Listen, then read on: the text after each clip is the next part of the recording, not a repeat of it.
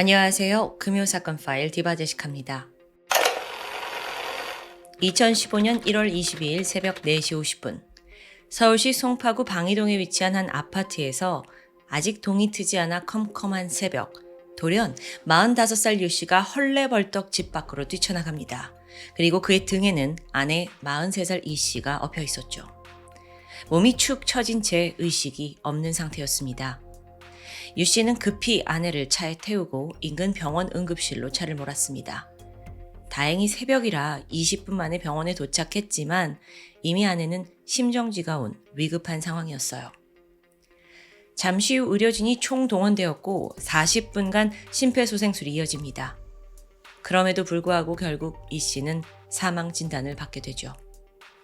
그런데 이 갑작스러운 죽음을 슬퍼할 순간도 잠시 담당 의사는 이 씨 몸에서 특이한 점을 발견합니다. 처음 올 때부터 강한 술 냄새가 풍겼고요. 동시에 비릿한 피 냄새가 난 거죠. 아내의 죽음에 망연자실한 남편 유 씨는 그녀가 술을 마시고 쓰러진 것 같다고 증언했습니다. 그런데 평소에 이 씨는요, 감기도 잘 안 걸릴 만큼 건강한 체질입니다. 근데 술을 마시고 갑자기 사망했다? 경찰은 수상함이 있다고 판단을 했고 바로 부검을 요청합니다. 한편 이 씨의 시신을 살펴보던 검시관 눈에 입술 안쪽에 검게 탄 상처가 보였습니다. 이건요, 독극물에 의한 가능성이 매우 높아져요. 심지어 부검하면서 이 씨의 위를 열어보니까 시큼한 냄새가 올라왔습니다. 청산가리 반응의 대표적인 징후였죠. 보통 청산가리가 몸에 들어가서 위산과 만나게 되면 시큼한 냄새가 난다고 해요. 이어진 독극물 검사는 모든 추정에 쐐기를 박습니다. 치사량의 수십 배에 달하는 청산가리가 검출된 겁니다. 이 정도 양이라면 몸에 들어간 지 10분 안에 바로 사망에 이른 것으로 추정될 정도였어요. 독살이 가장 의심되는 상황이죠. 즉 타살입니다. 경찰은 곧장 증거를 수집하기 위해 부부의 집으로 향하게 돼요. 그랬더니 아이의 방에서 반쯤 비워진 소주병과 피 묻은 베개가 발견됩니다. 바로 그 소주에서 청산가리가 검출돼요. 그런데 이상합니다. 이 소주병과 잔을 다 정밀 검식을 해도 도저히 지문이 검출되지 않는 겁니다. 앞서 피 묻은 베개도 있었잖아요. 거기서는 이 씨의 DNA와 또 청산가리가 검출됐거든요. 상황을 봤을 때 청산가리를 먹은 이 씨가 베개에다가 피를 토했다고 볼 수 있어요. 근데 핏자국은 이게 다예요. 왜 피가 더 없지? 이 상황을 정리했을 때 사건 직후 그녀의 핏자국과 또 관련자의 지문이 모두 제거된 것으로 보입니다. 이로 인해 더욱더 이 씨의 죽음은 살인사건일 가능성이 높아지고요. 이후 그 의심의 첫 화살은 남편에게 쏠렸습니다. 그런데 사건 당일 밤 남편은 회식 중이었어요. 그 자리가 새벽 3시 반이 넘어서 끝났고요. 남편은 새벽 4시 19분에 집에 도착했죠. 그러다가 아내를 들쳐업고 집 밖으로 나온 게 34분이 지난 4시 53분입니다. 이때는 이미 이 씨가 사망한 것으로 보여요. 자, 생각해 볼게요. 청산가리가 몸에 퍼지는 그 10분 정도를 제외한다면 남편에게는 집에 들어가서 약 23분의 시간이 있었을 겁니다. 과연 아내를 살해하고 또 현장을 말끔히 청소하기에 이게 충분한 시간이었을까요? 좀 짧아 보이죠? 그래서 혹시 남편이 집에 도착한 시간을 속인 게 아닐까? 아파트 입구 CCTV를 확인했죠. 그 결과 남편의 증언은 진실이었습니다. 그의 알리바이는 확실했고 그는 용의선상에서 제외돼요. 그런데 해당 CCTV를 지켜보던 경찰이 또 다른 수상한 사람을 발견합니다. 그녀는 바로 40대 여성 한 씨였어요. 사실 앞서 아내를 등에 업고 나오던 그 순간에도요, 이 여성이 함께였습니다. 아니 도대체 이게 어떻게 된 일일까요? 알고 보니까 5시간 전인 밤 11시 50분쯤 아내 이 씨와 이 의문의 여성 한 씨가 함께 집으로 들어가는 게 포착됐습니다. 그러다가 1시간 후에 이 한 씨가 얼굴을 푹 가린 채 홀로 계단을 통해 내려온 게 확인됩니다. 이건 너무도 수상한 정황이었죠. 즉각 경찰이 한 씨에게 그날 무슨 일이 있었던 거냐라고 추궁을 하자 그녀는 결백을 주장합니다. 제가 그 집 가서 같이 술을 마신 건 맞아요. 저랑 있을 때 멀쩡했다고요. 여기서 그치지 않았고요. 한 씨는 아무래도 그녀가 극단적인 선택을 한 거다라고 주장합니다. 그날 마침 술을 같이 마시고 있었는데 너무 우울해서 강물이나 차도에 뛰어들고 싶다, 죽고 싶다는 얘기를 여러 번 했다는 거예요. 과연 이게 사실일지 확인해 볼까요? 유가족에 따르면 43살이던 피해자 이 씨는 무려 7년 만에 인공수정을 통해 어렵게 딸을 얻게 됩니다. 이후 정말 금이야 오기야 하면서 목숨보다 더 귀하게 딸을 키우고 있었죠. 근데 이 애가 아직 어려요. 어린 딸을 두고 정말 이 씨가 극단적인 선택을 했을까? 그것도 자의로 청산가리를 먹고? 가족들은 말이 되지 않는다라고 말합니다. 실제로 경찰이 이 씨의 핸드폰, 컴퓨터 검색 기록을 다 포렌식하게 돼요. 여기서 청산가리나 극단적 선택 관련 검색어는 한 번도 나오지 않았습니다. 즉 앞서 한 씨가 주장하는 게 성립이 전혀 안 되고 있는 거죠. 또한 이 씨를 부검했을 당시 혈중 알코올 농도는 0.01% 미만이었습니다. 그런데 이상하게도 위에서 발견된 알코올 농도는 0.882. 그러니까 이 두 개의 수치가 극단적인 차이를 보이죠. 이걸 해석하면요. 피해자가 이제 청산가리가 든 술을 마신 직후에 사망하면서 방금 마신 술이 혈액에 흡수될 시간이 없었다는 걸 의미해요. 즉 한 씨와 같이 있을 때 술을 마셨다고 했으니까 그때 어떤 일이 벌어졌다고 볼 수 있는 겁니다. 여기에 당황한 한 씨가 갑자기 주장을 번복하기 시작합니다. 사실 자기가 아닌 남편 유 씨가 아내를 살해한 거라고 막 밀어붙여요. 지 아내 죽인다고 청산가리 준비한 거예요. 저는 나중에 와서 치우는 거 도와준 게 전부고요. 근데 이때 경찰의 눈이 날카로워져요.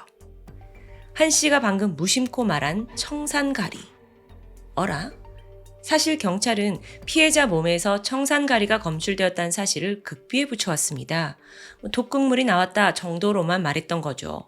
그러니까 청산가리를 아는 건 범인뿐이에요. 그때부터 수사는 급물살을 타게 됩니다. 거짓말 탐지기를 해봤죠? 그랬더니 한 씨의 주장 다 거짓이에요. 또 그녀의 핸드폰과 컴퓨터 뒤져봤더니 살인과 관련된 수많은 검색 기록이 쏟아져 나옵니다. 청산가리 살인법, 청산가리 몰래 먹이는 법, 청산가리 타살. 이뿐만 아니라요. 핸드폰 메모장에 범행을 준비해온 내용이 들어있어요. 장갑 준비, CCTV 피해 다니기, 장난감 주사기에 청산가리와 소주 혼합. 이건 도저히 빠져나갈 수 없는 명백한 증거들이었죠. 그래서 이걸 들이밀었습니다, 한 씨한테. 그랬더니 한 씨가 그때부터 입을 꾹 닫고 묵비권을 행사하면서 모든 진술을 거부합니다. 이러면 자기한테 유리할 줄 알아요. 이때부터 경찰이 눈을 돌려 파헤치기 시작한 건 왜 그녀를 살해했을까? 살해 동기였습니다. 그리고 한 씨의 입장에서 사건을 되짚어보기 시작했죠. 일단 피해자 이 씨는 남편 유 씨와 같은 은행에서 근무하던 사내 커플이었습니다. 결혼을 한 후에 임신을 계속 시도하다가 어렵게 소중한 딸을 갖게 된 거죠. 그렇게 드디어 원하는 가정을 꾸렸는데 사건 1년 전인 2014년 2월 남편 유 씨가 초등학교 동창회에 나갔다가 한 씨라는 여성을 만나면서 비극이 시작됩니다. 그 당시에 한 씨는요, 남편의 불륜 때문에 3년 전에 이혼을 했고 혼자 살고 있었어요. 그러다 동창회에서 이 유 씨를 만난 거예요. 두 사람이 빠르게 가까워지더니 이내 불륜으로 발전합니다. 자, 그런데 어느 순간부터 이 내연녀 한 씨의 욕심이 커지기 시작합니다. 너무 사랑하는 이 유 씨와 재혼을 해서 다시 가정을 꾸리고 싶은 거예요. 그러기 위해선 가장 걸림돌이 되는 게 아내 이 씨였고요. 불륜이 쭉 이어졌고 7개월이 지난 시점이었습니다. 두 사람은 그날도 데이트를 즐기고 있었죠. 이때 이 교활한 한 씨가 몰래 남자 폰으로 유 씨의 아내에게 전화를 걸어요. 그러니까 마치 실수인 척 다정하게 둘이 대화하는 내용을 아내가 엿듣게 만든 거예요. 불륜 발각되게 하려고요. 참 못됐죠. 자, 그렇게 진실을 알게 된 아내는 믿었던 남편의 배신에 억장이 무너졌습니다. 곧장 어린 딸 데리고 집을 나왔고 당장이라도 이 결혼 끝내고 싶었어요. 당연하죠. 이런 남편을 어떻게 믿고 사냐고요. 하지만 그녀는 이혼 앞에서는 마음이 약해졌습니다. 특히나 어린 딸에게 상처를 주는 것 같아서 이혼은 피하고 싶었던 거예요. 결국 그녀는 딸을 위해서 남편의 불륜을 덮어주기로 마음먹었고요. 5일간의 짧은 별거 이후 다시 집으로 돌아옵니다. 남편도 잘못했다고 막 싹싹 빌었어요. 2번 다시 내가 그 여자 만나지 않겠다 맹세를 하면서 그 자리에서 한 씨에게 문자를 보내서 이제 그만하자 이별을 통보하게 되죠. 하지만 한 씨는 끈질겼습니다. 갑자기 나 임신했어. 이런 거짓말로 마지막까지 남자 유 씨를 막 잡아보려고 한 거예요. 게다가요. 나중에는 한 씨의 어머니까지 찾아와서 내 딸 책임져라 압박을 합니다. 아니, 불륜녀 어머니가 이렇게 당당할 수 있는 건가요? 다행히도 유 씨의 태도는 완강했습니다. 아내와 헤어질 생각은 없다고 말을 했죠. 그러자 한 씨가 이번엔 직접 아내에게 연락을 합니다. 자기는 절대 헤어질 수 없다면서 오히려 막 협박을 하고 길길이 날뛰는 거예요. 뿐만 아니라 불륜 데이트할 때 같이 찍었던 사진들을 보내요. 해외여행 지들끼리 몰래 가서 찍은 다정한 모습, 게다가 알몸으로 둘이 모텔에서 촬영한 것까지요. 이걸 막 보내오니까 아내는 막 미쳐버리죠. 정말 정신을 막 갉아먹고 있었습니다. 뿐만 아니라 한 씨는 내가 죽겠다 막 이러면서 차에서 번개탄을 피우고 소동을 벌입니다. 결국 병원에 입원했고 목숨은 건져요. 그러다 3일 뒤 퇴원을 하고 한 씨가 또다시 부부의 집에 찾아옵니다. 근데 이때 어떻게 말하냐면 내가 이렇게 된 거 다 너네 때문이야. 그러니까 치료비로 3억 5천만 원 내놔. 아주 지긋지긋해요. 돈 내놓으면 헤어지는 거 고려해 본대요. 그래서 여기서 부부는 이 내연녀를 어쨌든 떼어내는 게 가정을 지킬 수 있는 최선이라고 생각을 했고 결국 집을 담보로 대출을 받아서 돈을 건네줍니다. 아니, 여기까지 했으면 한 씨가 포기를 해야 될 텐데 그녀의 패악은 멈추지 않았습니다. 이번에는 심부름센터에 가서 아내에게 최음제를 먹인 후 강간을 해달라는 정말 상상도 할 수 없는 끔찍한 의뢰를 합니다. 정말 미쳤어요. 한 씨는 여전히 속이 부글거렸죠. 내 남자 유 씨가 돌아오지 않는 건 모두 아내 때문이라고 믿게 됩니다. 그러면서 그년만 없어지면 유 씨는 나한테 돌아올 거야. 생각은 여기까지 뻗치고 말았죠. 곧이어 그녀는 인터넷을 통해서 살인 방법을 고안했고요. 그렇게 선택한 게 청산가리였어요. 그런데요, 여러분, 국내에서는 청산가리 범죄가 워낙 많이 벌어졌잖아요. 그렇다 보니 이걸 구하는 것 자체가 이제 쉽지 않아요. 그런 와중에 한 씨는 범행을 준비하는 2개월간 무려 28차례에 걸쳐 청산가리 구매할 수 있겠습니까? 메일을 보냅니다. 의심을 받을 게 뻔하니까 동물을 잡는 데 좀 사용할 거다. 온갖 이유 만들었고요. 결국 필요한 양의 청산가리를 모아놓게 돼요. 이제 모든 준비가 끝났습니다. 사건 당일이던 2015년 1월 21일. 그날 유 씨가 회식 때문에 집에 늦게 온다는 걸 그녀는 잘 알고 있었어요. 그리곤 밤 11시쯤 아내 이 씨에게 전화를 걸었죠. 난데요, 오늘 나랑 술 한 잔만 해주면 나 이제 진짜 당신 남편이랑 정리할게요. 이후 한 씨는 마트에서 소주 3병, 맥주 1병, 그리고 아몬드를 구입했어요. 처음에는 아내한테 내 차에서 마시자 라고 제안을 했지만 아내가 이걸 절대 안 된다 라고 한사코 거부했어요. 둘이 차에 있으면 이 여자가 무슨 짓을 저지를지 모르는데 위험한 사람이잖아요. 안 된다고 했고 실랑이 끝에 두 사람은 결국 이 씨의 집으로 향하게 됩니다. 그렇게 집 안에는 둘이 남아 있었죠. 사실 그날 한 씨가 정확히 어떻게 청산가리를 그녀에게 먹였는지는 밝혀지지 않았습니다. 경찰과 언론의 수많은 추측을 보면 술잔에다가 청산가리를 발라서 1시간에 걸쳐 먹였다는 이야기가 있어요. 하지만 재판 기록에 따르면 이게 좀 앞뒤가 맞지 않거든요. 혈중 알코올 농도와 청산가리의 그 양을 고려했을 때 피해자는 한 번에 많은 양의 청산가리를 먹었던 것으로 추정이 됩니다. 그나마 가장 가능성이 높은 건 소주에다가 치사량의 청산가리를 녹인 후에 억지로 아내에게 먹였다는 가설입니다. 결국 이 씨는 피를 토하고 사망합니다. 이후 한 씨는 서둘러 현장을 정리했죠.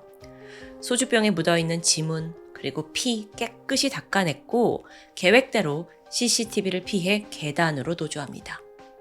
자, 그리고 나서 새벽 4시 25분이에요. 유 씨에게 전화를 걸어요. 자기야, 이제 우리 사이의 방해꾼은 사라졌어. 이 의미심장한 말에 놀란 남편이 곧장 집으로 뛰어갑니다. 근데 이때 무슨 이유에서였는지 당시 유 씨는 한 씨를 현장으로 불러들였어요. 그리고 함께 쓰러진 아내를 차에 태우고 응급실로 갔던 거예요. 아니, 왜 그날 굳이 이 내연녀를 거기로 부른 건지 전 이게 좀 이해가 안 됐는데 어쩌면 이미 아내가 죽었다. 그러니까 한 씨가 살인을 했다라는 걸 눈치채고 남편이 혼자 집에 들어가면 경찰에게 의심을 받을 테니까 아예 범인을 다시 불러들인 건 아닌가라는 생각이 듭니다. 물론 이건 제 개인적인 생각이고요. 한 씨가 여태 묵비권을 행사했지만 이렇듯 전후 상황에 살해 동기까지 지금 확실하잖아요. 바로 그녀가 체포됩니다. 그리고 2016년 2월 재판이 열렸죠. 이때까지도 대단해. 한 씨는 계속 묵비권이에요. 그러다가 변호사 측에서 뜬금없이 그녀가 정신병을 앓고 있다고 주장합니다. 감정을 절제하는 능력이 많이 떨어져서 행동을 제어하지 못한대요. 실제로 한 씨가 유치장에 있는 동안에도 죽겠다라면서 희귀한 소동을 벌였어요. 또 난폭한 행동 해가지고 실제 정신병원으로 이송되기도 했고요. 이 사람 이거 일부러 이러는 거 아닌가 싶기도 한데 거기에 더해 또 변호사가 청산가리를 구매한 흔적은 있다. 근데 그렇다고 한 씨가 직접적인 살인을 했다는 증거가 있냐? 라고 말합니다. 그러니까 사실 그날 아파트에 두 사람만 있었기 때문에 아무것도 모른다는 거죠. 근데 여러분 이게 상식적으로 말이 되나요? 청산가리가 이 씨 몸속에 있었는데 그걸 어떻게 설명할 수 있냐는 거예요. 아니 그 중간 과정을 둘밖에 모른다고 해도 너무 명백한 거 아니야? 재판부 역시 변호사 측의 주장을 받아들이지 않았습니다. 직접 증거는 없지만 간접 증거와 또 이전의 여러 가지 상황들을 고려했을 때 분명 한 씨가 범인이라고 판단을 내려요. 결국 그녀에게는 징역 25년이 선고됐죠. 한 씨가 이건 안 된다 라면서 항소했습니다. 그랬더니 여러분 더 사이다 결과가 기다리고 있었어요. 2017년 5월 그녀에게는 무기징역이 선고됩니다. 와, 오늘 스토리 중에 제가 가장 기다리던 부분이었죠. 한편 사망한 이 씨의 딸은요, 엄마의 묘비에 이런 글을 남겼어요. 1초라도 더 보고 싶은 엄마. 이 사건의 가장 큰 피해자는 어쩌면 그녀의 딸이 아닐까 싶습니다. 불륜을 저지른 아빠, 그리고 엄마를 살해한 아빠의 내연녀. 딸이 평생 안고 살아가야 할 트라우마가 되었을 텐데요. 한 가정을 산산조각낸 범인 한 씨가 진정 자기가 얼마나 인간 이하의 범죄를 저질렀는지 정말 뼈저리게 깨닫고 평생 감옥에서 속죄하길 바랍니다. 지금까지 금요사건 파일 디바제시카였습니다. 안녕하세요. 금요사건 파일 디바제시카입니다. 지난 2006년 9월 3일 일요일 오후 한 중년 남성이 가게 앞을 기웃거리고 있습니다. 그는 제주도 건입동 소주방을 운영하고 있는 그 여주인의 친동생이었죠. 누나가 전날부터 연락이 닿지 않았고요. 이걸 이상하게 여기다가 직접 가게를 찾아온 상황입니다. 소주방의 출입문은 굳게 잠겨 있었습니다. 불길한 예감에 동생은 강제로 문을 따고 실내로 진입했고 곧이어 주방에서 엎드린 채 쓰러져 있는 누나를 발견합니다. 피해자 한 씨는 52살의 나이로 이 소주방에서 피를 흘린 채 이미 숨을 거둔 상태였죠. 발견 당시에 몸에는 비치 타올이 이렇게 덮어져 있었습니다. 근데 타올을 걷어내자 하의가 벗겨져 있었고요. 또한 피해자의 목에는 강하게 졸린 상흔, 또 몸에 흉기에 찔린 흔적도 남아 있었습니다. 그리고 특이하게도 몸 여러 군데 끝이 부드러운 둥근 뭔가로 콕콕 찔려 있는 상처도 있었어요. 네, 이런 외상을 남길 만한 흉기가 현장에서는 발견되지 않았죠. 그런데 피해자의 이런 참혹한 상태에 비해서 현장에 혈흔은 매우 적게 남아 있었습니다. 아무래도 범행을 한 직후에 범인이 현장을 물로 싹 정리한 듯 보여요. 실제로 시신 옆에는 물이 가득 들어있는 세 종류의 양동이가 놓여 있었습니다. 부검 결과 피해자 한 씨의 사인은 경부압박 질식사, 그러니까 목졸림으로 사망했다는 거죠. 몸 여러 군데 그 찔린 외상이 있긴 했지만 그게 직접적인 사인은 아니었던 겁니다. 한편 한 씨가 착용하고 있던 14K 팔찌 그리고 호박 목걸이 같은 귀금속들이 사라진 상황이에요.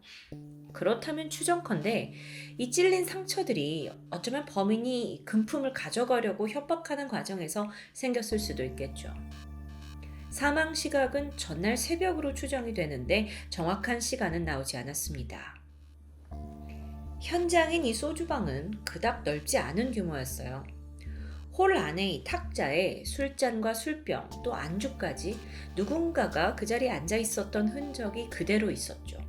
주방도 치워져 있지 않았습니다. 이런 모습으로 봐서 범인이 손님을 가장해서 침입했다가 범행을 저질렀을 가능성이 높아 보입니다.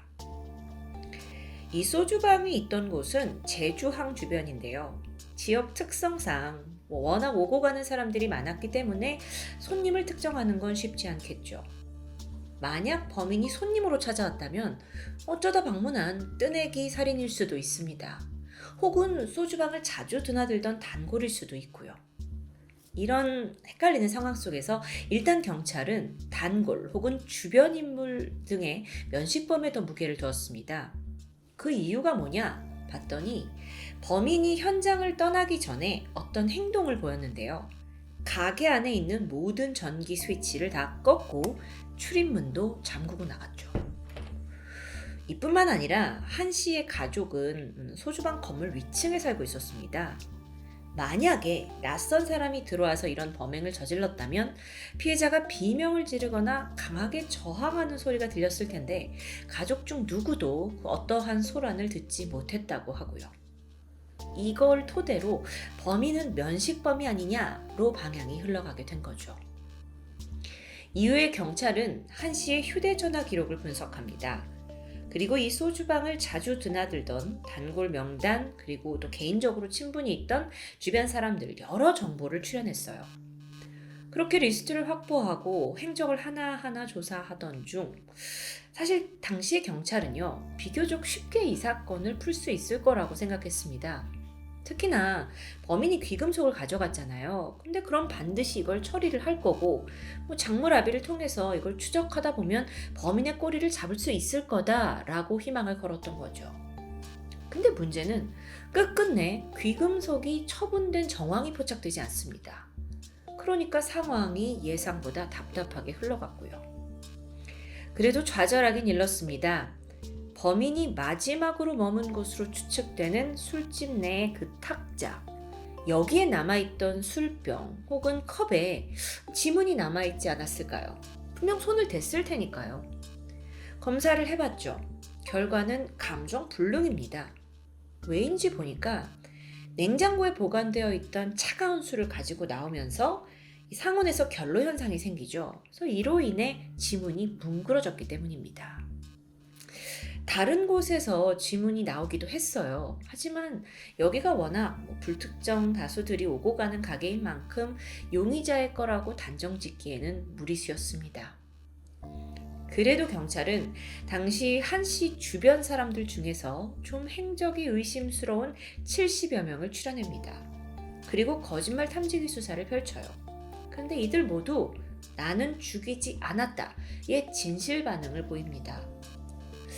결국 확실한 물증, 개연성 이걸 확보하지 못한 채 사건은 미궁으로 빠져들어갔죠.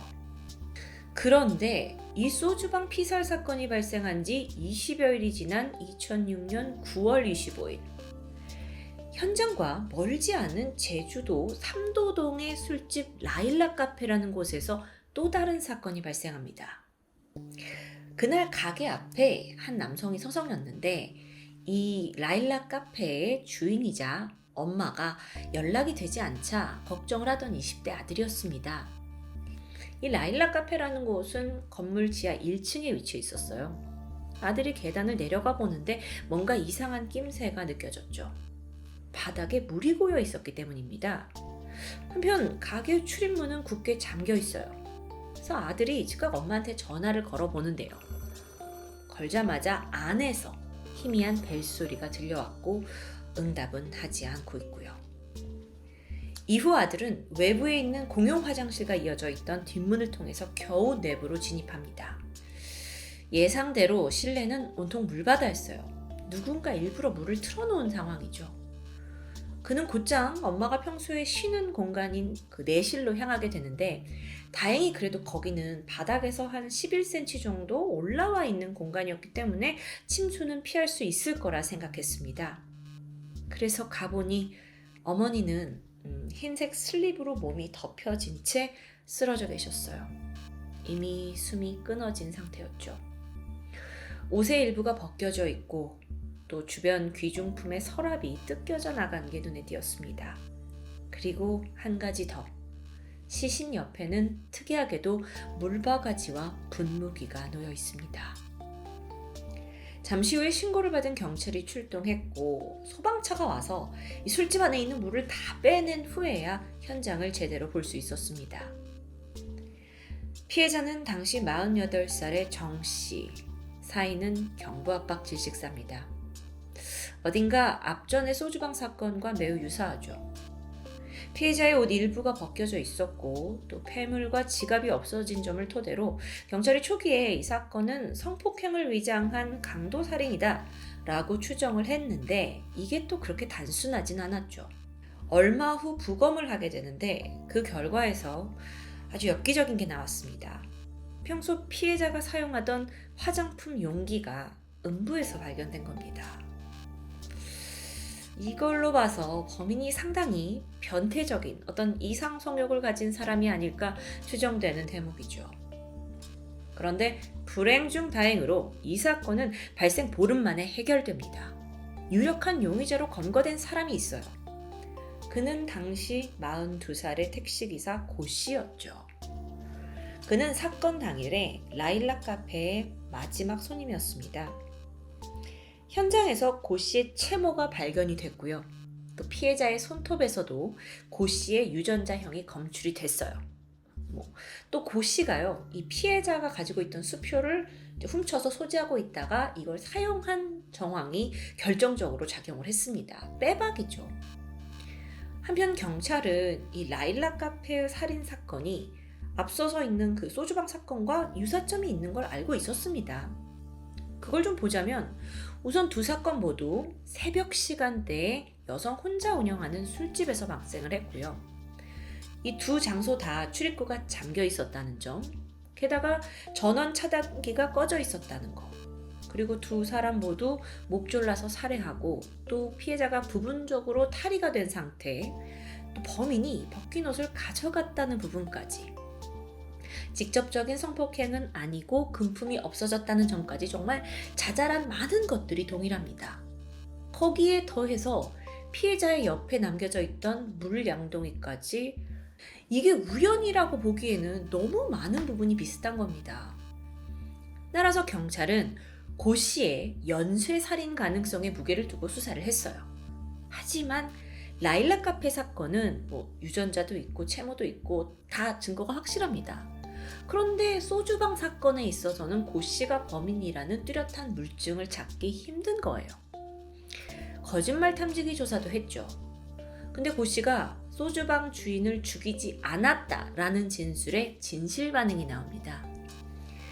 결국 이렇게 애를 먹다가 추가적인 증거가 나오지 않았고요. 고 씨는 오직 라일락 카페 살인 사건의 범인으로만 기소됩니다.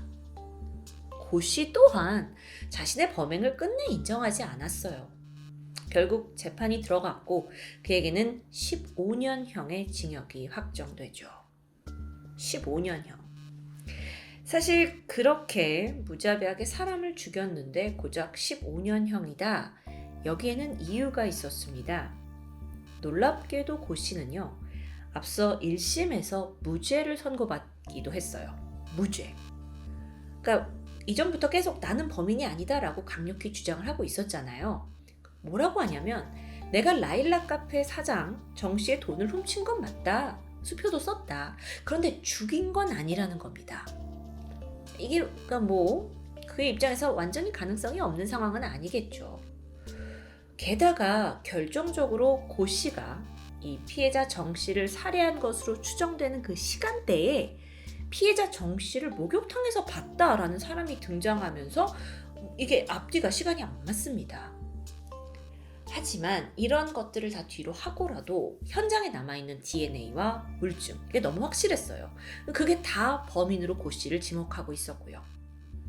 그래서 다행히 2심에서는 1심을 뒤엎고 고 씨에게 살인 혐의가 인정됩니다. 그런데 찝찝하게도 성범죄 혐의는 인정되지 않았어요.